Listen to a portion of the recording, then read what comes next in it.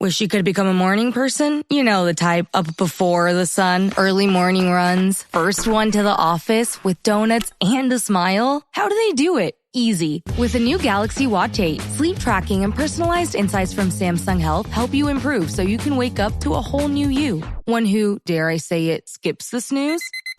It's possible. Train your sleep with Galaxy Watch 8. Learn more at Samsung.com. Requires compatible Samsung Galaxy phone, Samsung Health app, and Samsung account. Welcome to Sephora. I'm looking for a perfume that's not too perfumey. I got you. Serum moisturizer or moisturizer serum. Let's get into layering. My concealer is making me look worse. Sounds like the wrong shade. Let's get you matched. There's only one store that really gets what you're going for. Get beauty from people who get beauty. Only at Sephora. Hi, Let's get you a basket.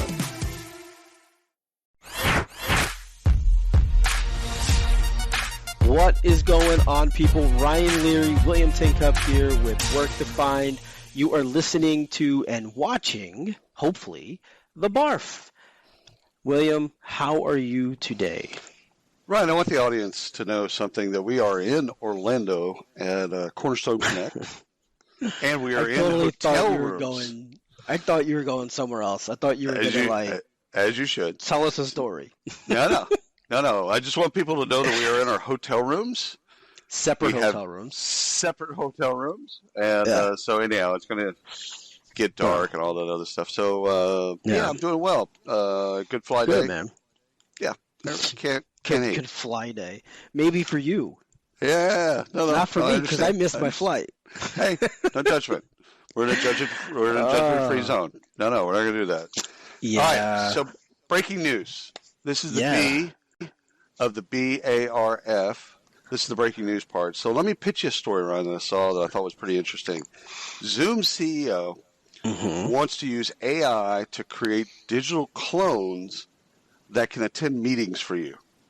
I found this on people.com magazine. So you would read People. That's dude, seriously. Hey, great stories can come from anywhere. So Zoom wants to create an AI clone of Ryan Leary to attend meetings as Ryan Leary. That would be amazing. Okay. So as long as get it to he me. Sounds better than me. You want a smarter version? Like if he's talking about softwares, then no bueno. No, that's fair. So when I thought about it as I read it, if an AI bot can match my darkness, sarcasm, cursing, and raw intellect, then I'm down. Because to get me out of a meeting, I'd be happy. If I could never attend a meeting again in my life, I'm so happy. Yeah. But it's got to be me. It can't be a version of me that. Yeah. So I think at some point that's actually going to happen, and I don't have a problem with that. And you can literally be in two places at one time, actually doing work and being productive. Yeah, I'm down for that. I think this is where employees would need to be trained on hallucinations, because they would see your bot and hear your bot and think, "There's no way in hell anybody thinks like this." So think of it like a lot of the corporations, large corporations, where you have to attend a meeting. And it's just you're one of 400 people on the meeting. You're never going to get called on. Do you need to be at that? Do you need to be at that meeting? No. In that situation, they're actually putting presence at the meeting, because you normally just log in and don't do anything, right? And fake you're on Facebook. Yeah, whatever. So at that point, I mean, shit. Why not? May as well have an avatar. All right, what do you got? I love it. All right. So I got some acronyms for you here. The ACLU asked the FTC to probe AI employment assessment tools for bias. So this is actually a serious. Yeah, it's an interesting and potentially very serious story. So the ACLU's complaint to the FTC alleges that Aon's AI-based job screening tools are biased against people with autism, disabilities, non-white candidates, etc. So, wow, we've seen this. This has been in debate for a long time. Ever since but ACLU, if they're not going to bring a case to that the doesn't have FTC merit. that doesn't have something to it. You know, smoke, fire, the whole bit. Yeah. Yeah. And AI, Aon has a ton of assessments. So this could be a potential. This could be a real thing. We could see more of this type of stuff. But yeah, this is going to be a real thing. This particular case, I think, is going to get really messy. I mean, Aon's not a small company. They got a lot of clients, and so the ramifications for clients can be massive, right? They've got to be concerned with legal, with compliance, with all of this stuff now. And so, not that I'm a lawyer, but my recommendation is just stop using them right now. Pause. Halt, because you're on the hook as well. That's right. Oh, I thought that was an interesting story. All right, let me give you this one. Lego, yes, those Legos. Lego announced salaried employees' bonuses will depend on emission reduction performance. So they're tying bonuses to greenhouse gases and carbon and all of that stuff, right? I found this on hrgrapevine.com. Fascinating story. I'm intrigued by the idea. So, like tying comp to other things I like. However, I'm unsure on how it'll work. And what about those that are not in a position that can truly impact emission reduction goals? So I don't hate the tie. I like that a company will say, you know what, we're going to do bonuses, or we're going to do a part of your comp that's based on the company reaching certain greenhouse goals and things like that. Like, I don't hate that idea. But like individuals goals that like work in marketing or something like they have no impact. I don't think that's very fair. But other than that, they measure? I mean, I guess how do they measure this, right? I mean, like if my bonus is tied to somebody who's saying this is how green or not green we're going to be, right, and they're making decisions not based off of total comp and all that stuff. They're making decisions based on what's best for the business at that moment. Right. I mean, idea, cool. How it gets implemented and how it gets measured. To your point, great point. Not sure. So let's just keep an eye on it. Yeah. All right. So I've got one here, which I thought was pretty cool. So I feel like every time I talk about this stuff, I've got a common theme. I want the robots to take over the world. I want my clone to be in the meetings. But OpenAI reviving a robotics project that they once had and shuttered in 2021. So the idea here is that the program is looking at teaching robots how to perform tasks based off of observation. Right. Okay. So I like this idea. I think there's endless use for this. Maybe not endless, but there's a lot of use in the workplace, right? And so I really believe that in the next iteration of everything as this evolves, we're not going to be managing people. At some point, we're no longer managing people, right? We're going to be managing, I don't want to say the robot, but we're going to be managing the AI, the robot, to do the task, right? And we're going to be the strategic person behind that. And everyone's going to have their set of AI bots and their digital employees to manage, to get their job done appropriately. So, not sure if that counts as being a manager. At that point, we'll figure that out when we get there. That'll be the next conversation. But I'm glad they brought this back because I really think something like this could be interesting in the workplace. Well, see, I think they brought it back, not just for all the reasons that you say, but because OpenAI has made so much. Think about all the traction that they've made since they shuttered that program, right? Oh, think of all the data that they have, everything they've got, investment, all that stuff. So it makes sense because now they've got so much more data. At the time, they didn't have as much; it wasn't as popular, etc. So this is a great idea of a company going back to a project and going, you know what, we went a little early with that. Yeah. Now let's come back to that because that was a good idea. We just went too early. Yeah, there's you've heard the term. Fail fast, fail forward, right? Like hire fast, fire faster type thing. This is one of those situations where they said, hey guys, this is going to be really something we should look at. Yeah. And it didn't work. So they shut it down, but they never forgot it. They put it in the parking lot, and here we go. So went on a shelf. Yeah, let's see where this thing goes. All right, I put this in news because I just found this site fascinating. So ADP, National Employment Report, private sector employment increases by 150,000 jobs plus. In May, annual pay was up 5%, something like that. But ADP, employmentreport.com. Stop what you're doing and go and look at that website. Because what website did I go to? Yeah, ADP, employmentreport.com. You said stop what you're doing. I'm going to go do it. That was it would actually be really funny if you did that.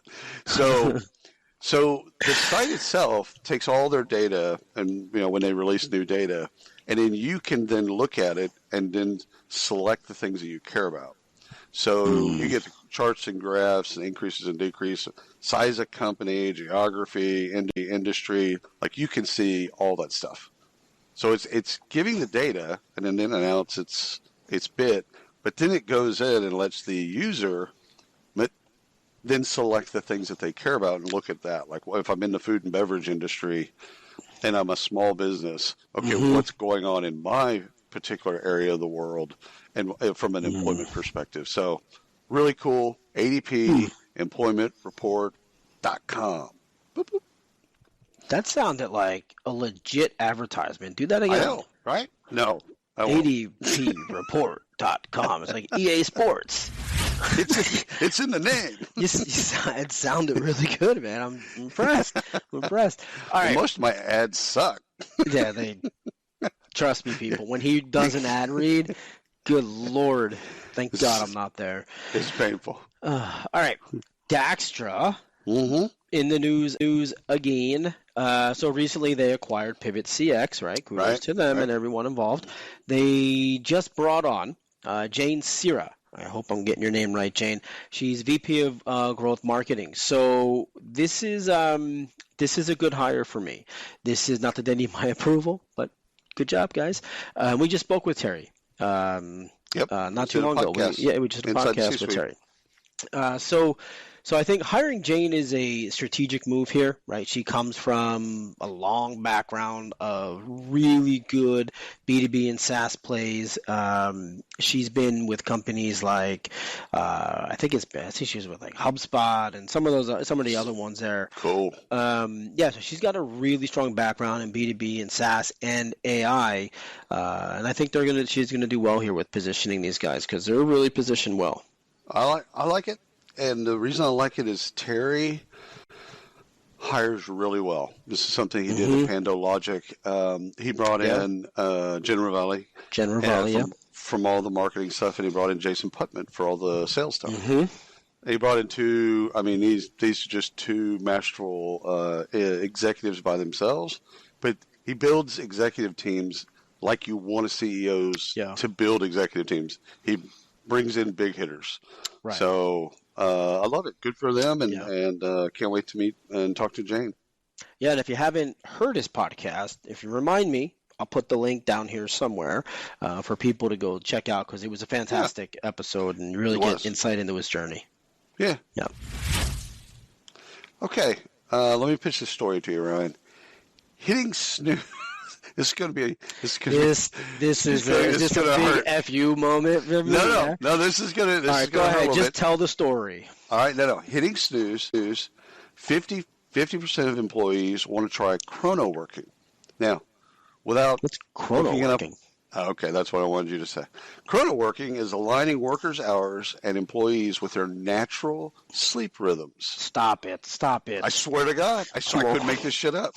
The goal of Chrono Working is to boost productivity to those who define themselves as early birds or night owls.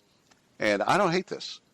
And in a remote or hybrid or flex environment, it's outcome, or let's say it's outcomes based. Did you get the job done? I don't care if you got it done at 3 a.m. or whatever else. So 50% is a big number. So 50% of your workforce wants to try Chrono Working. Of course they do. I know, right? Like, of course they want to try it. Maybe the number sounds higher, but like in person, so RTO, return to office, right? So if you have a man at return to office, that's going to be a little discombobulating because people are going to be coming and going at a lot of different times. And again, night owls okay, I go in at 2, or I go in at like 7, and then I work, which would be great. But does it have to be? So I have a lot of questions here. I mean, Yes, we work I'm sure across you do. we work across different time zones, right? +7, Yes. +7, -3, whatever.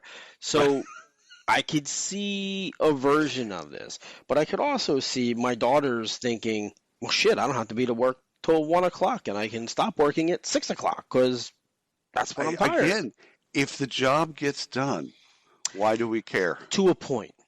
To a point. I think there still has to be, and maybe this is the wannabe boomer in me, but this is there still has to be a level of structure. Does there? Yes. Look, when Windows introduced the foldering system, Right. I was a happy man. When foldering went away and they brought tags, and this is thank you to Avature for really just giving me anxiety for 3 years using 4 years, whatever it was I was using them. They didn't have folders, they had tags. Oof. And so it was just hundreds of thousands, millions of records we had and things that I had to remember and think, what do I need? Yeah. And I had to, but I couldn't just go to my folder. Adapt or die. Sorry, I died. Yeah, I know. I'm gonna die on this vine. But I'm just telling you, Chrono Working. Chrono Working. I guess. Maybe. Well, what I are don't your know. hours? Like, okay, so let's do you and me and talk about when all do right, so I'm up, you work best? I'm up at 4:45 most days, unless I have flights, and I just decide not to get up. You're the only one bringing that up. You're the only one bringing that up. I'm not bringing it up. Oh, God. We'll tell that story another day. So I'm usually up around that time. And then if I go to the gym, I'm good. If I don't go to the gym, I feel a little off that day. But those working hours from, say, 5:30 till about 8 o'clock, I can get the entire day's worth of work done in those 2.5 to 3 hours. And then the rest of the day can be used for busy work or whatever it is. But I can get everything done. When the kids are in school, obviously we're getting up at like 6, 7, something like that, getting, will now be van off to school. So I'll get up for that. I'll do a couple hours of work. I'm a napper. So if I see 30 minutes in my schedule, because I have a bed that's 10 feet from my desk, if I see 30 minutes, I'll go nap. I can go to sleep so really quickly. So when I can't get hold of you, I know where you're at. That's exactly right, baby. That's right, baby. I don't put it on the calendar. I don't put an app on the calendar. I'm like, but here's the deal. I stay up till 2 every night. Right. So you're a chrono worker. I'm one of those people that so you'll get an email from me and it's like 1 a.m. and it's like, dude, I know. seriously. And I accept the invites too. Yeah. I kind of want to get your shirt now that says chrono worker. Chrono worker. I am a chrono worker. I like the term. I actually like the term. Yeah. All right. So now that we're not hitting snooze, we've got some acquisitions to talk about. Okay, well, all right, so SAP takes on WalkMe to round out a few previous acquisitions. So this is a pretty big success story for these guys. Another Israeli startup taking the W. I used to call these guys a tooltip company. So for those that don't know, tooltips, right? The little question marks or whatever by the words, you hover over and boom, it pops up. And I remember when they started and things they were doing, and I just thought it's a tooltip company. I could never remember WalkMe, but it makes sense, the name WalkMe. Anyway, I love plays like this because I don't like.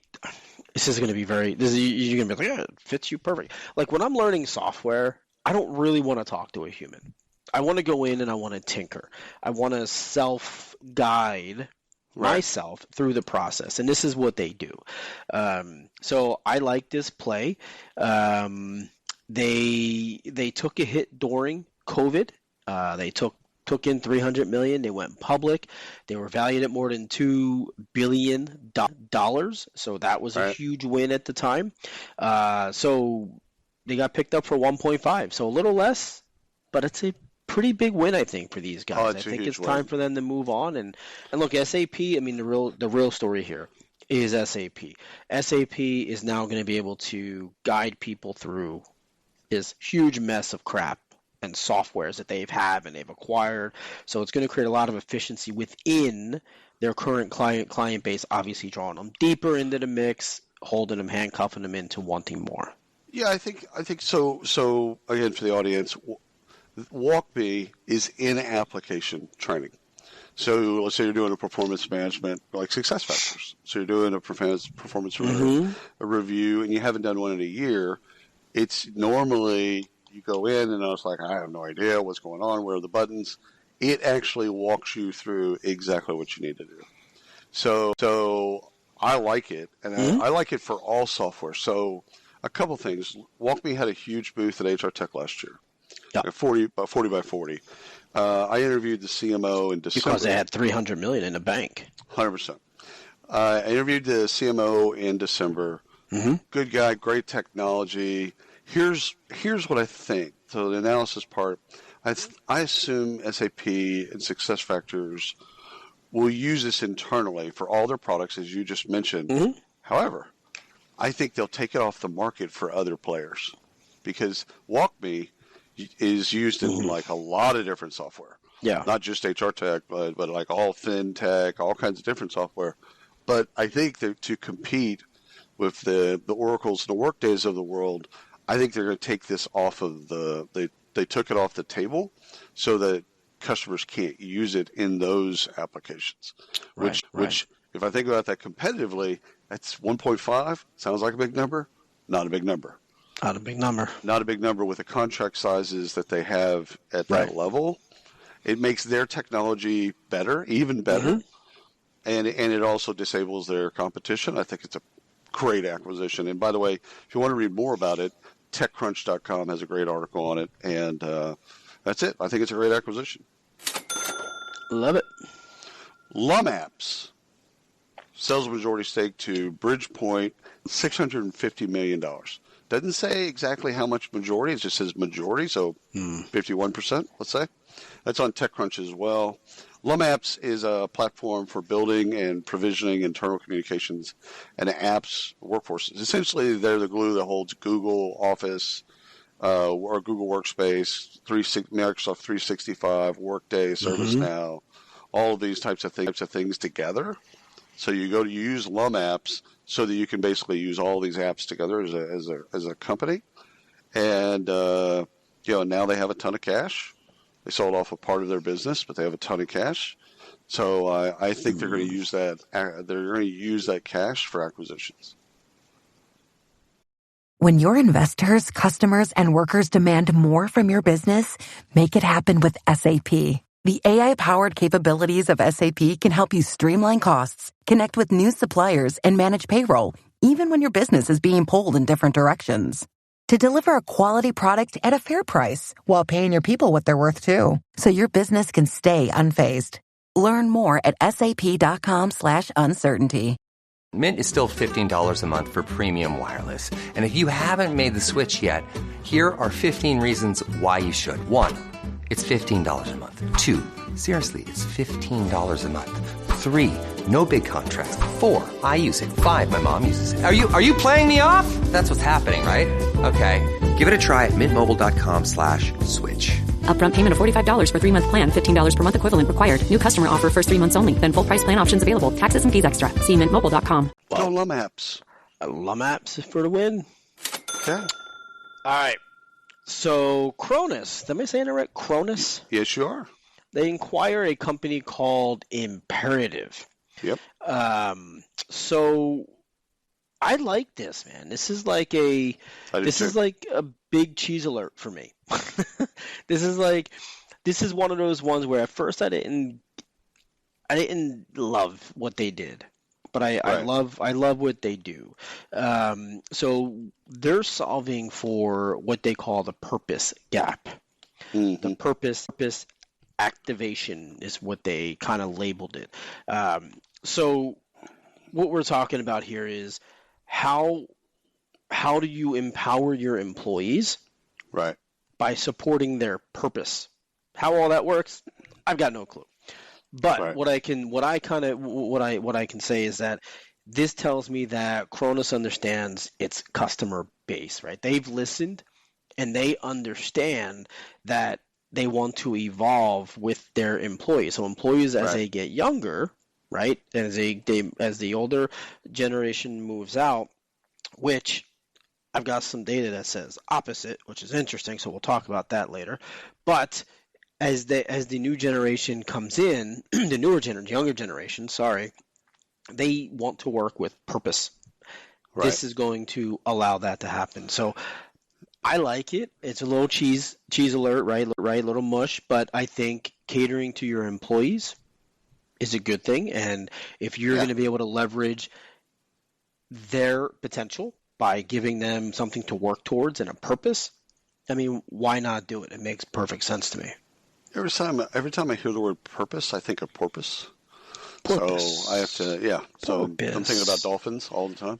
So Kronos, just so everyone, there is another Kronos that used to be in the market. It's UKG. Yes, this is not the same. But this is not the same. This is spelled with a CH. But Kronos and Imperative both serve the same market, but they serve them differently.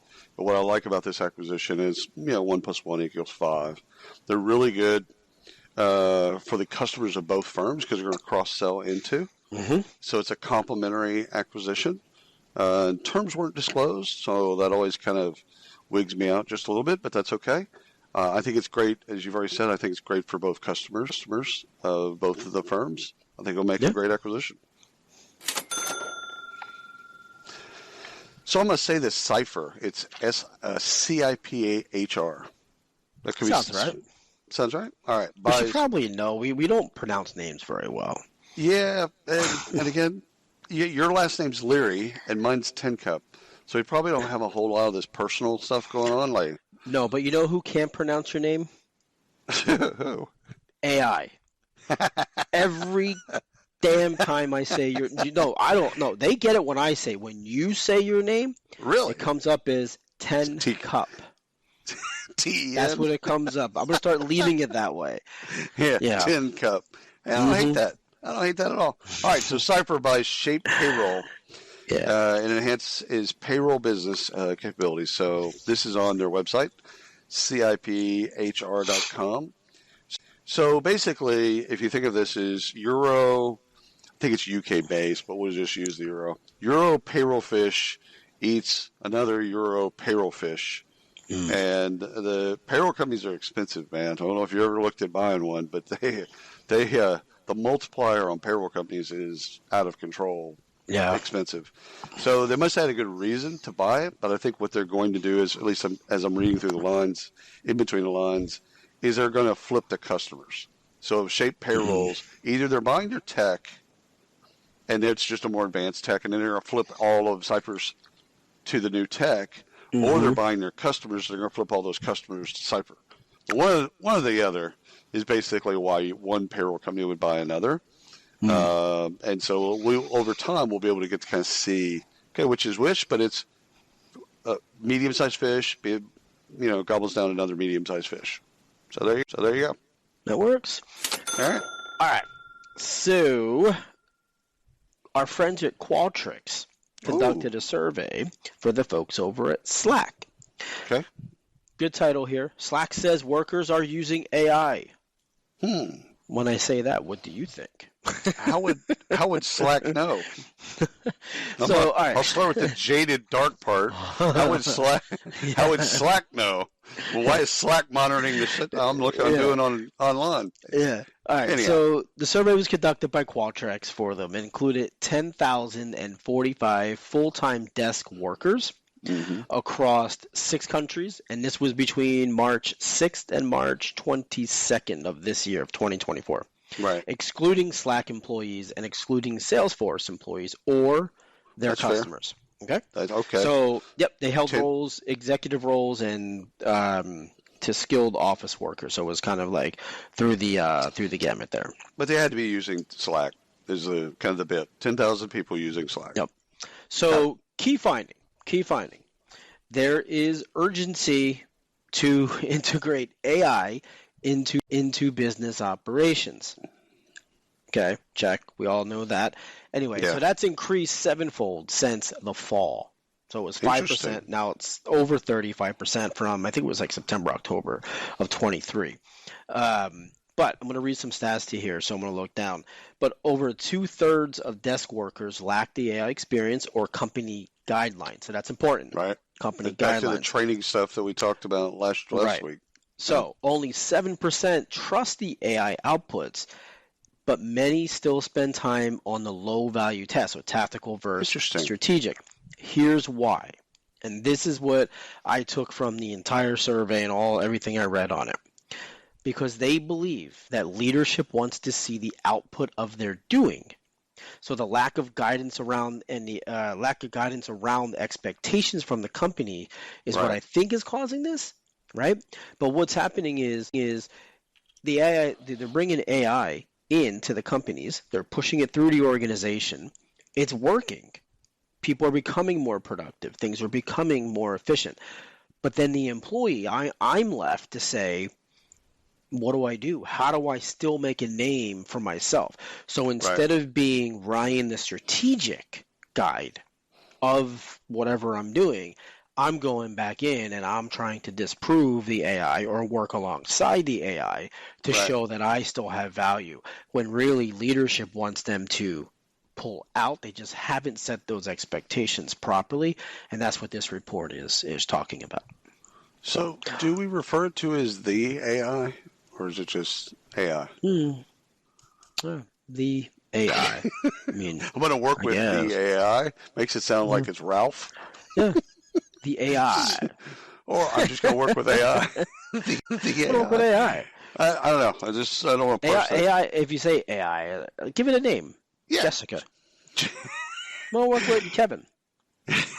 Kevin and I are going to work together. Anyhow, a couple things that come to mind when I hear this story is, Salesforce owns Slack. Check. Slack, of course, paid Qualtrics for this survey, right? They didn't do it for free. Is this a play to basically get more AI products integrated into the Salesforce marketplace? So that basically, and again, for good reason, right? Sure. So that they can get some of the low-value tasks out of the way, so they get more productivity out of people. I don't hate it. I question the source, as I always do, but I don't hate it because, I think we all say the same thing. It's like, hey, if AI can take care of this, fantastic. I'd rather it take care of it than me. But I'm also looking at a large SaaS company that has another large SaaS company basically trying to figure out, okay, how do we get more users using our platform? And does that include either they build it in? That's something you and I talked with Yvette at Oracle a long time ago. Is it bolt in, bolt on, or is it built in? And so this could be kind of forewarning the marketplace to say, we're going to start building a bunch of AI products in Salesforce, in Slack, and that will help you calendaring and all this other stuff that's already built in. So anyhow, cool study, and again, 7-fold from September, big number, no matter what. All right, let me pitch you this one: Workplace Financial Wellness in America by Financial Finesse. FinancialFinesse.com. Take a look at them. Stressed out employees are bad for business. No shit. News at 11. I wish I could get paid to do these surveys. I have. I mean, look, I'll tell you what, whatever you're paying them, give me a third, and I'll tell you that your employee stressed out is bad for business. They're stressed out. That's just, it's horrible. Turns out they don't like sweeping floors. So, great companies find a way to lower stress check for employees so that they can get the most out of them. They get the best out of them. So I'll give you a couple of nuggets. The percentage of employees reporting unmanageable, that's a big word, unmanageable levels of financial stress rose by 16%. That's a big number. Unmanageable. All right. Financially stable employees with assets are pulling ahead. The percentage of financially secure employees increased by 70%, 69% specifically. So that creates, I believe, some type of gap because they're talking about financially stable employees. So you would assume that people that are not as financially stable are probably not increasing with the same number. Right. Last, at-risk employees are falling farther behind. Percentage of employees in financial crisis increased by 24%. This is year on year, so 23 to 24. So it's year on year data. So again, it makes sense. Like you said, this is stuff like, yep, I get it, totally understand. But it's also stuff that we need to know, so that when we're making decisions about our employees, it's like, okay, what can we do in financial wellness? What can we do to alleviate stress for our employees? Because they're clearly stressed out. And to your point, maybe they're always going to be stressed out. Okay. But it doesn't mean we don't try to stem the tide. Yeah. Good research, financialfinesse.com, to go take a look at it. Check them out. Okay. So, pay scale survey. What? Yep. Pay structures are changing to suit equity transparency needs. So, thank God. This is interesting. I'm going to have to read these because I have mixed feelings about the output here. Okay. But anyhow, for me anyway, the key takeaway from the article is that organizations are quickly and increasingly adopting market-based pay structures. Right. Embracing technology or transparency, et cetera, et cetera. But let me just pull up some stats here. I want to read these off. So, I like numbers. In the pay scale, in the survey, right? So 17% target above market rates. 7%. That's a low number. Target. Yeah, 17% target below. This number threw me off, and I understand why. Right. And I fully understand why. 41% target the middle market. That's just the economy. That's just where we are right now. That'll change. I get it. So what I'm if we looked at the jobs, Ryan, the people that are above market, those are all jobs you need. So you're going to have to pay them more than they're. You have to pay them more, right? Right. But what I keep thinking about it, even now as you're talking, I'm like, I understand that, I get that. Right. But does this mean that 41% of the 5,700 companies that were surveyed are happy with status quo? Like, just give me a mediocre performer, and we're going to offer mediocre pay. No, it's not so much about the output as it is, I think, scarcity and surplus of talent. And so if you're hiring, let's say, if you're hiring a prompt engineer in Topeka, okay, and they have to be in the office. So there's only so many of those in Topeka. Right. Okay, if you can get them at the middle of the market, that's usually called at market. So above market, at market, below market, right? So if you can get them at market, well then why wouldn't you get them at market? There's nothing wrong with that.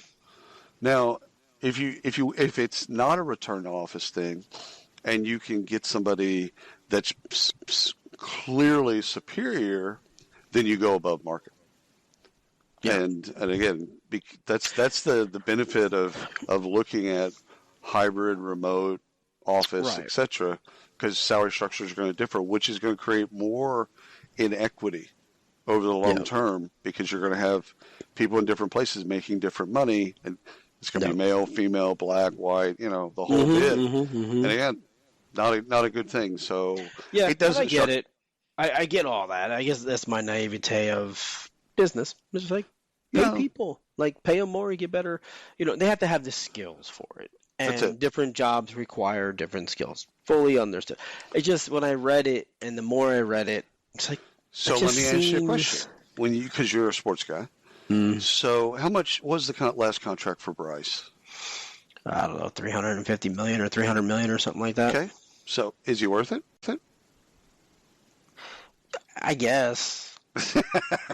I mean, y'all lost today. I mean, he's. Thanks. I didn't see the game. It was in London. Don't worry. Yeah. It was a really good game, actually. So I mean, You're what I'm going to saying? get a resounding yes from everybody here in Philly. 100%. So, but when you look at it, like again, Mahomes or any of our favorite players, when they get a payday, like the receiver just got a payday last week, killer contract, going to be the most expensively paid wide receiver in the market. Initially, everyone reacts the same way, like that's way too much money to pay a wide receiver or a running back or defensive. But they're earning that money back for the company. That's exactly right. Yeah. So now take that same mindset. No, I get it. It just seemed like a lot. It just the way it was phrased. It just seemed like let's just give middle of the road money. But we want your top performance, and we want you to not be a chrono worker, and we want you to be in the. You're thinking about kings and fiefdoms and just people throwing peasants. We just talk about the next story already. God damn it! Here's some bread. Be happy, you old bastards. God. All right, here's one for you. The return on well-being study. Get the full ROI on your wellness program by optimizing employee participation. So this is brought to us by a company called WellHub. So wellhub.com, you can go look at the research. But this is why I think this is important for practitioners in particular, is you always get asked these questions about ROI. What's the ROI? We want to buy this wellness software, or we want to buy this, or we want to run these programs, etc. The first thing you're going to get hit with is, okay, that sounds great, love it. What's the ROI on that? And so this is actually where you can come back and give them stats. So 91% of HR leaders reported decreased healthcare costs due to their wellness programs, up from 78% in 2023. That's a great stat. Second great stat, 95% of companies measuring the ROI of corporate wellness programs see positive returns, up from 90% in 2023, so another 5%. So here's the thing. Both those stats give you so look at the whole report, because it actually has a lot more stats than the ones I just gave you.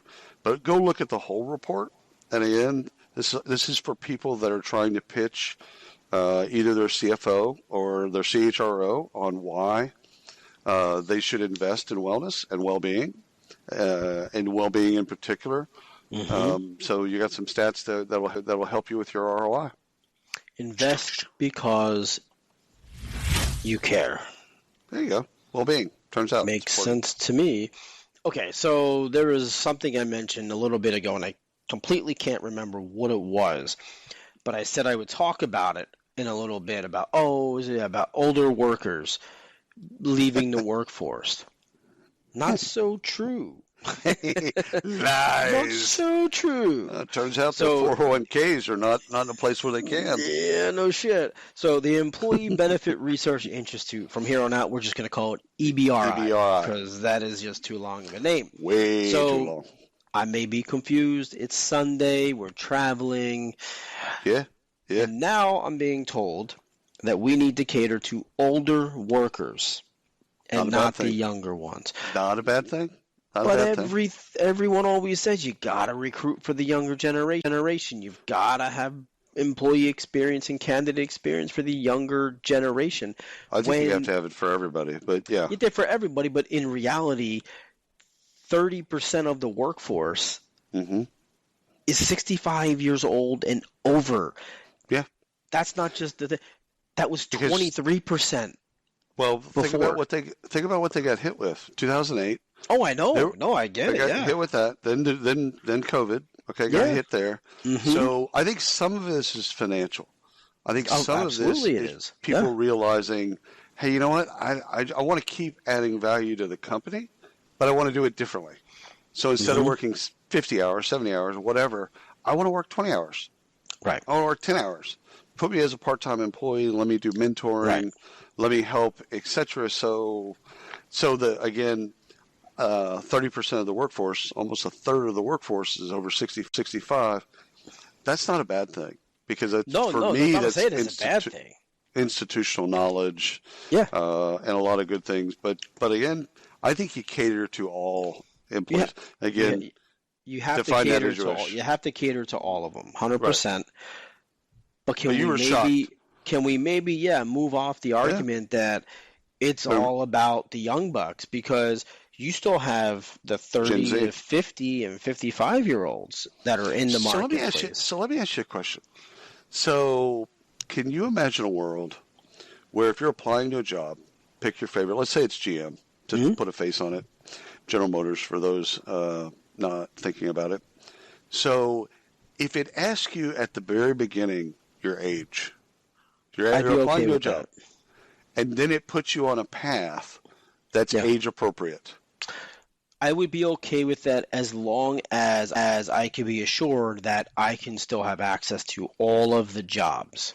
Yeah. But the way that it gets me there is appropriate for me. Yes, I would be okay with that. Okay. It's we'll have to check the legality of that. It's not going to work. Because that might be completely illegal. However, it ain't going to work. Yeah. But all right. But I wouldn't mind. See, I wouldn't either. I don't have patience for. I'm getting better with chatbots, right? Like get on. Oh God, it's a chatbot. I realize now. Okay, you know what? Just stop being bitchy about it. Take the time and answer a few of the questions. Well, but if you take time and answer the questions, you actually get your answer faster than looking it up and calling, right? So okay. Maybe. So if I could, in essence, take, I don't know, like a 2-minute survey assessment up front. Right. Apply for the job. Here's your 2-minute assessment. And then it goes out and I give it access to go out and review me. Go get my social. Go get my everything. Go review me. I know it could be bad. But that then helps create the journey for me. Go look at my internet history? Yeah. How deep do you want to go down the rabbit hole? That was a bad idea. But I prefer. I think you're onto something. Yeah, I prefer a journey. Yeah. Well, think about this. You're onto something in the sense of, we talked about earlier about bots, our clones, right, attending meetings for us. If the clone knows us well enough that it can answer those questions, we might be onto something, because then it personalizes that experience based on your learning style and learning differences if you have that. And again, like you said earlier about technology, I want to get into the technology. I want to tinker with it. Well, then if it knows, if your bot or your clone knows that about you and it answers those questions, then you could have a really cool personalized experience. So who's going to be the first company to open up I know. the clone, whatever we'll call it, the interview bot, where it's a clone of me and I can go in, my clone can go interview. Dude, I know I'm sure it happens today, but I know that a guy would be in amazing. Dallas. This is back in the aughts. But I know a guy in Dallas that built a company called JobSurf, who he worked for IBM, I think, and he had a company called JobSurf, and it was Indians in India that were applying the jobs on your behalf. I shit you not. So we have lunch one day. No, I believe you about the company. It's the way you said it. It was Feather. Indians. Yeah. I can say that I'm Cherokee. So Dot Finger, Indians actually applying for jobs. So you would go in, it'd take your resume, and say, go apply for jobs. And then there would be literally Indian guys and gals going and applying for jobs for you. And when you got to a point where you were in the interview phase, then it would connect you with the person. Right. I thought it was brilliant. Yeah. I mean, why not? I'm like, so I don't have to hit the buttons and do the thing? Now this is AI. No, this is the AI before the AI before the easy apply. Exactly. Yeah. I've got Sumit actually fucking hitting buttons for me. Yeah, I'm down with that. I'll pay for that. Yeah, I would definitely pay for that. All right, check this out. 2024 Hearing in the Workplace Survey. Employees more likely to stick around if offered hearing benefits. What? So this is brought to you by True, TRU, hearing.com. So you can kind of obviously assume that this is in their best interest. Totally understand that. But when I read this, I'll be honest, I didn't know that hearing was a thing. But it makes sense for an aging workforce, but it also makes sense for parents of kids who want their kids tested, their hearing tested, and they don't want to go out of pocket. So that, when you look at it, like they just want the health plan to cover hearing. Mm-hmm. Okay, that doesn't make sense. So let me give you a couple stats that go along with this. So 40% of employees report being more likely to stay with their current employer if offered hearing benefits. That's a relatively big number, 40%. 79% of employees agree that employees should offer health benefits as a part of their overall employee benefits package. That's a big number. And I think that's the number we'll stick at right there is, again, it's just making sure it's like vision or dental or whatever. It's just making sure the hearing's brought into that. Like, we have vision. Why wouldn't we have a great hearing program? So that basically the people, again, all parts of your workforce that have hearing that needs to be tested, that need assistance, etc. Not hearing you. Yeah. That was nice. That was really, really good. Keep that in, by the way. Did I throw you off? Oh, yeah. Dude, that's so great. Keep that in. Don't cut that out. All right, so that's a bit. Add hearing to your benefits package. Now you have data. There you go. Get some hearing aids in there. What? All right. So I've got one more. I want to do a little job. What? We did okay. a ton of research saving. I got one more. All right. What? Workers are staying put. This is I saw this. This is kind of like a theme for me. Like, I find stuff to be contrarian to what's out there, right? So we always say everyone's leaving. You got 2 weeks with this person before they leave and go to a new company. Well, turns out you're wrong. So a survey was conducted in the first quarter of the year. So 72% of employee respondents said they plan to stay put in their job, marking a major change from 2022. So 2022, 53% people said, or 53% of employers said that, or employees said they were looking for a new job. So times are changing. Yeah, this is the great. What is it when like a bug, like gets like a tick digs into your skin?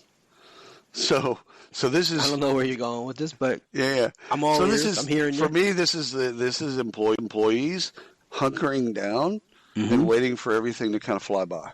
Mm-hmm. Right. So this is the great kind of retrench, and again, people aren't leaving because there's just too much instability, and I think during a year, a political, an election year, especially a presidential election year, people are afraid. People are. And they should be. Yeah. People are afraid. I think we've seen a lot of this, unfortunately, in talent acquisition. A lot of friends that we have who thought I can go anywhere. Right. They've built up a persona. They've built up some skills. I can go from company A to B to C to D all within a month, and they're going to take me like that. And unfortunately, it just doesn't work that way anymore. And so I think probably get paid more. And probably get paid more, right? And that's changed now. And so where recruiters were once making 80, 90,000 in a corporate gig, we're making 180 and 200. Right. They're now back down. It's still going up, but they're back down, right? And so I think it was a little bit of shell shock, unfortunately. But I think that's what this is. This is, you know what?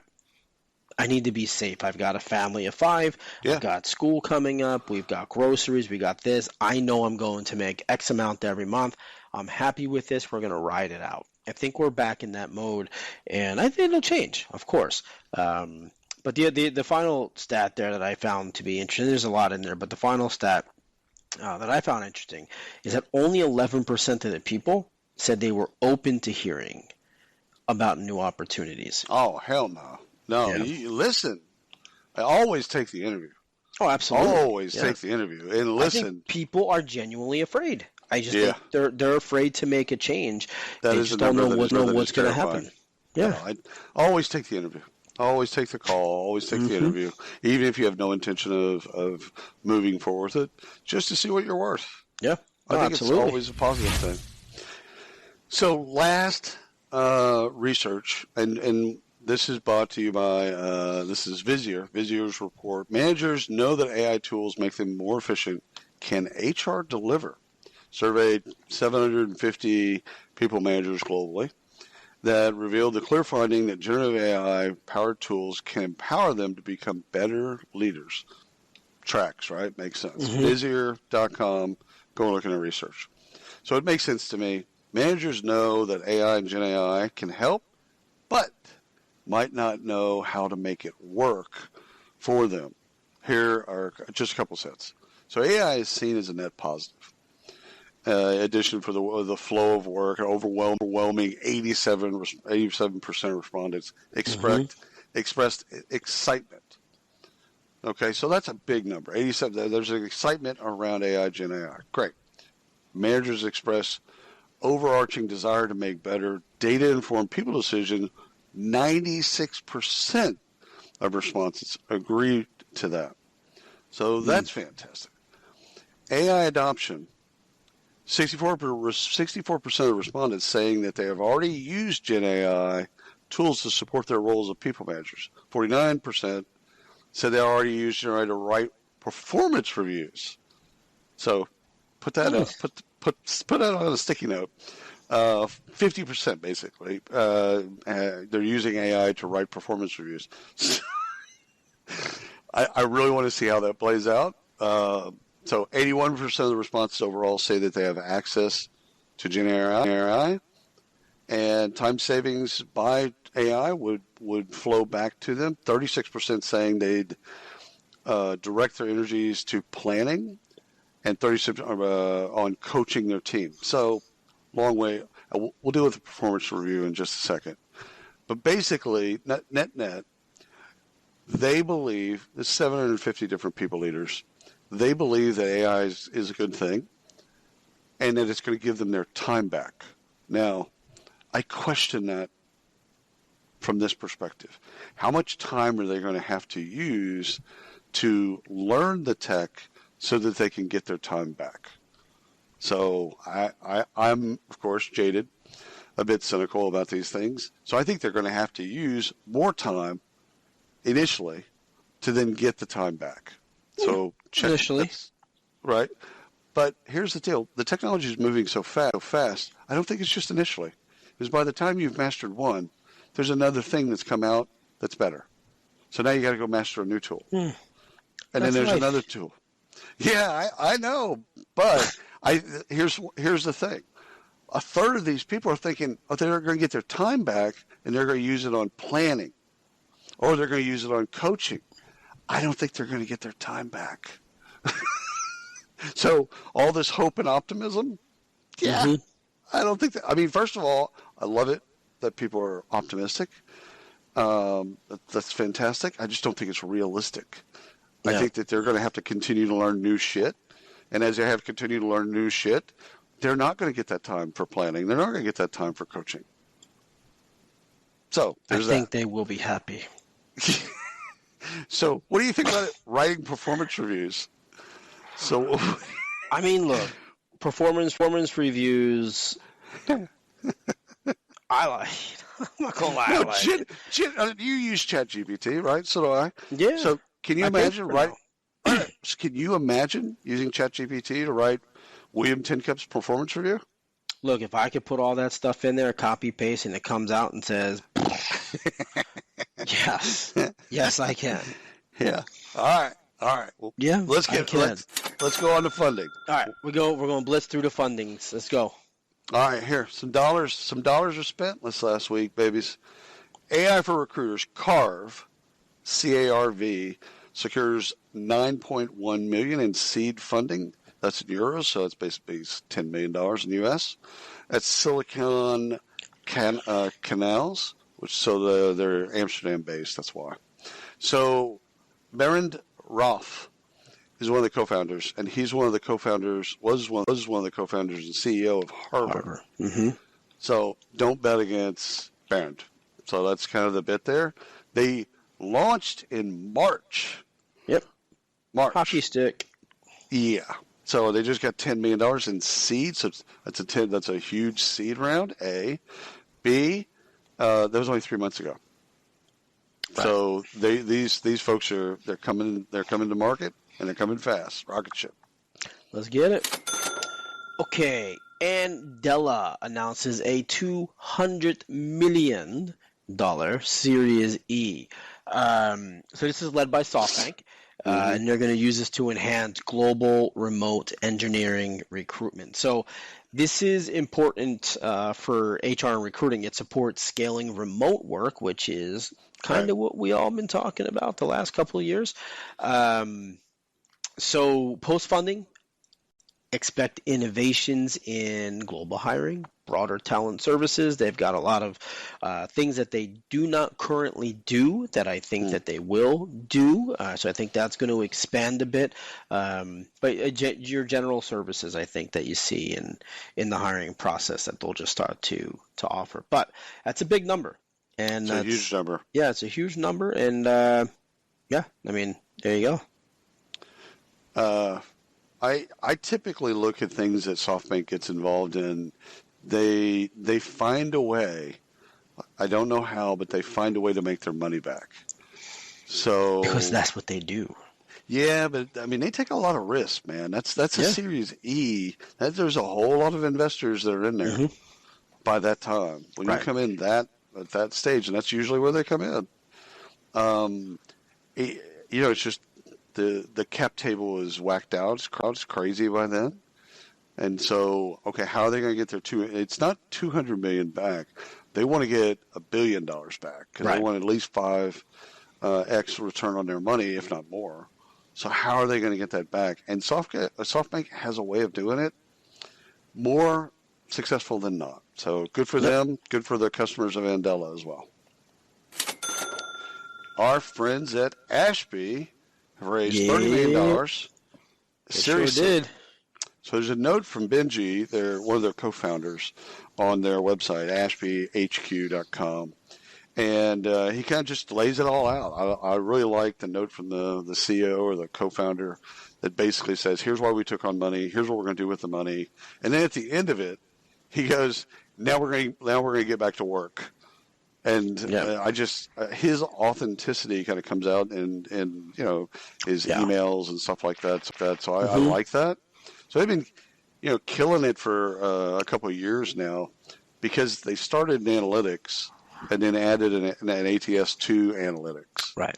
Whereas some ATSs start as ATSs and then they add analytics to their ATS. Not to say that one's right or wrong or anything else. They just did it a little bit different.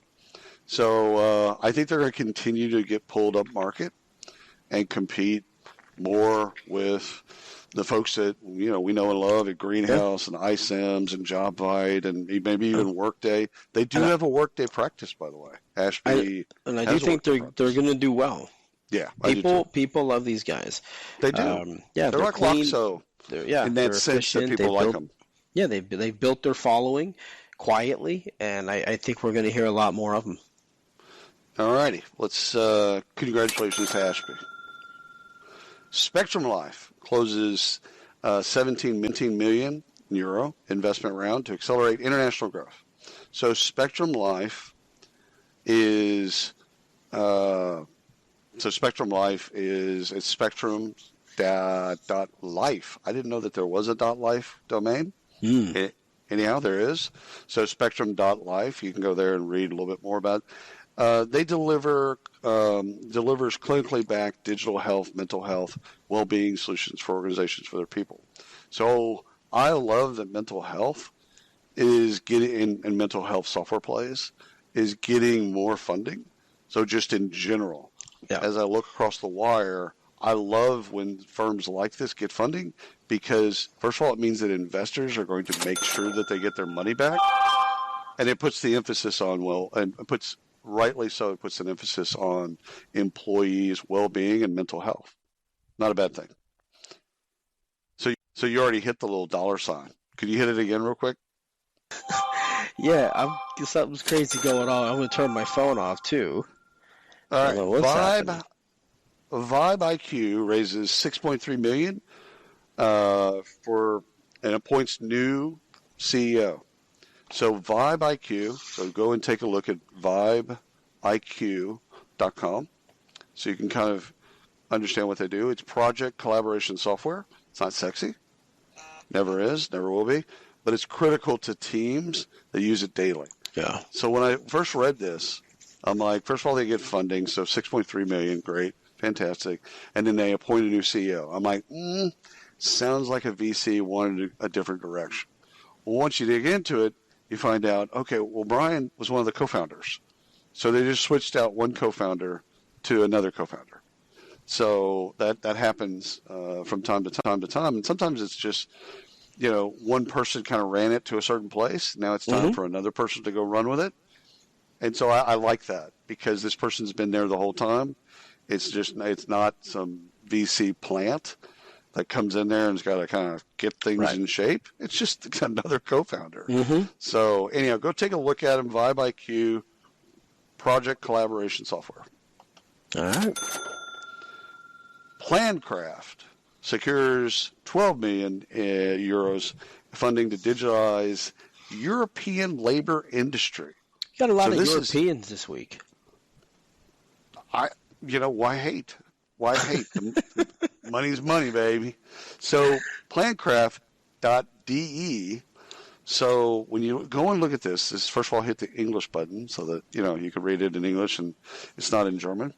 So this is actually really cool. So the business case for funding is like this. The trade industry, which they call the craft industry in Germany, it includes construction and roofing, carpentry, so all the jobs that, you would think is a trade craft here in the United States. It faces significant changes, government bureaucracy, labor shortages, all this kind of stuff. And so PlanCraft is going into that very specific space and doing the digital transformation part of that market. So you look at it, you say to yourself, like, okay, so you're in France or Germany. Let's just pick a country, and you look at like workers that aren't digitalized, and then you say, okay, we're going to digitize everything in their life, and that the impacts of that is going to, it's going to help everybody. It's going to help employers. It's going to help subcontractors. It's going to help everybody. So I love it. Now the PlanCraft, again in Germany, they call what we would say trades crafts. So that's the name PlanCraft. That's what it is. So 12 million in euros. That's probably 14 million in dollars. Yeah, don't hate.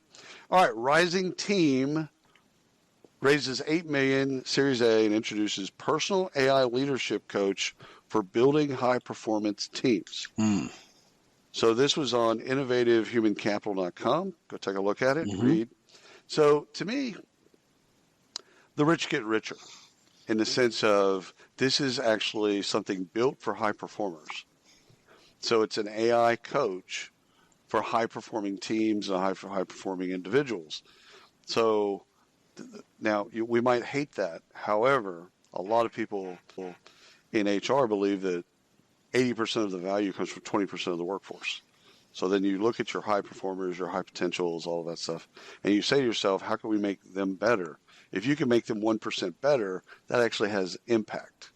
Right. And so I think what they'll do, what my guess is what they'll do with Rising Team, is once they get that group of people coached up, if you will, then they'll start to bring it down to middle management, down the front line, right? So eventually, everyone, to your point, everyone will have a coach, and everyone will be able to be in that place. But they got to start somewhere. They're starting with the best talent. Yeah, well, and making the top performers 1% better, right? Warren Buffett did this famously with Coke or Pepsi, whichever it was. It was Coke, where he bought it and just raised it a penny. Right? And you make a lot of money. That's 100%. It. Don't change a thing because it's working fantastic. We're just going to make it that much better. That's it. That's it, baby. That's all I got. That's all we got. So thank you all for watching, for listening. We are, again, if you got this far in and you're in Orlando, you should probably come see us because you 100%. Invested a lot of time. We'll be at the, where are we at? We're at Marriott, right? Yeah, we're at the Marriott. JW Marriott. JW Marriott. Bonnet, because there's more than one, in Orlando for the next couple of days. So come see us. We'll talk to you soon.